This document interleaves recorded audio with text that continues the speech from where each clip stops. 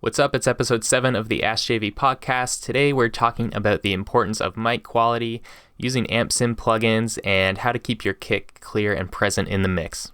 3, 2, 1.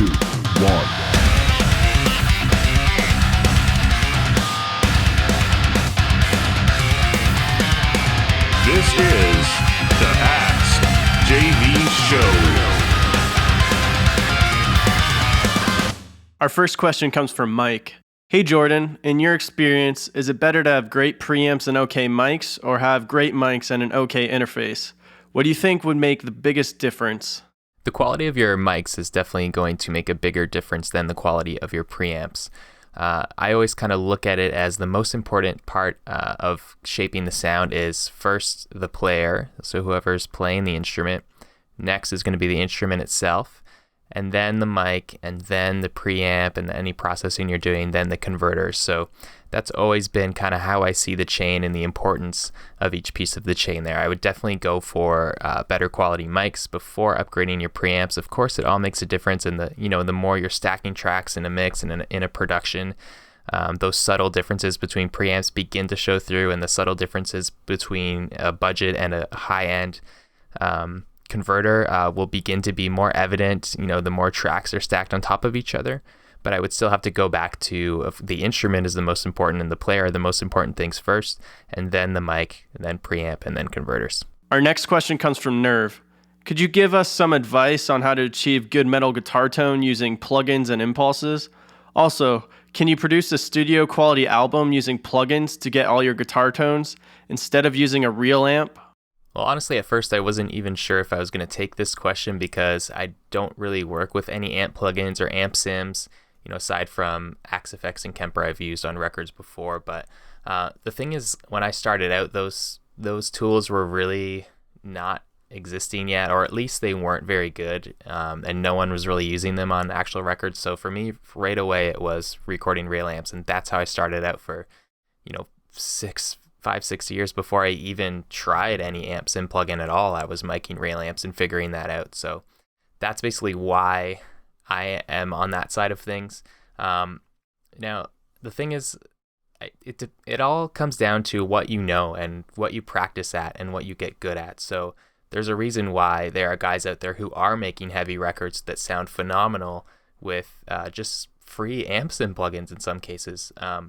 It's because that's what they have available to them, and that's what's realistic in their studio, in their house, whatever they're doing, and they're making it work, and they're spending a lot of time figuring it out, tweaking it, and optimizing it, and making it sound as good as possible. So basically, my advice is not going to be, of which ones to use or how to EQ it and stuff like that. My advice is going to be, if you are more comfortable with amp sims or amp plugins, or if that's what you can afford or what is realistic for your situation, then just go for it. Like, record a ton with it, tweak it a ton, like research, find stuff online, figure out how to make it work, because there are guys who are out there doing it, and they are used to, like I said, they're used to making records with that equipment, whereas I'm used to making records with real amps, so that's what I default to. But yeah, it just comes down to practice, man. If you're using plugins, then figure out how other people are doing it, copy it, emulate it, try to put your own spin on it, and ultimately, the more hours you put in figuring that out, it's just going to keep getting better and better and better. That's my advice on that. Our last question comes from Travis. I'm always struggling with keeping the kick present and clear when the mix gets dense. Any tips for that? Maybe you're just not adding enough top end to the kick. 8K is a great place to boost on most kick drums for that kind of modern rock metal sound. Crank it right up, especially if it's a live kick. I've definitely boosted 15 dB at 8K before to get that click and that high end to cut through the mix.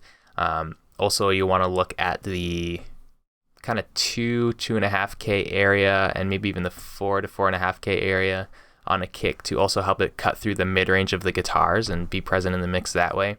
If your mix is getting dense and it's getting lost, then yeah, I guess a combination of not enough high end and high mid range to cut through, and maybe too much low end or too much low mid. You definitely want to scoop out, between 250 and sometimes all the way up to 800, 900 hertz scoop a lot of that out so that you can turn up the kick pretty loud in the mix without getting so much mud and so much of that kind of woofy mid-range sound. And yeah, that's pretty much it. Like, you should just be able to turn up the kick enough so that you can hear it in the mix the way you want. And if you're turning it up and it's sounding bad, then that means you need to EQ in the ways that I was just talking about there. So hopefully that helps. All right, thanks for checking out another episode. That's it for this week. Wanted to show you this. This is the book I wrote. I released the digital version a month ago or so, maybe a little longer.